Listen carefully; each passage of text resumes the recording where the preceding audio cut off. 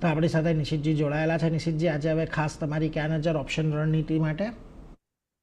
સો આપણે next weekly એક્સપાયરીમાં નિફ્ટીનો call by કરવાની સલાહ રહેશે. 25,900નો કોલ અત્યારે 65 ના આસપાસ ટ્રેડ કરી રહ્યો છે, તો એમાં 80 સુધીના ટાર્ગેટ માટે એમાં બાય કરવાની સલાહ રહેશે. એક સ્ટોપ લોસની વાત કરીએ તો 40 રૂપીઝનો સ્ટોપ લોસ રાખવો છે.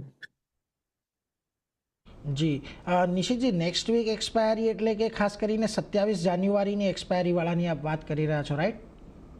ના, આપણે 20 જાન્યુઆરી. 20 જાન્યુઆરી, ઓકે.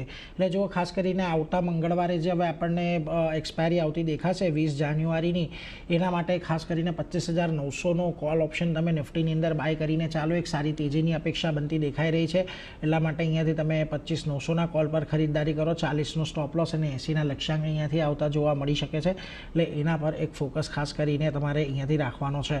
આગળ વધીએ.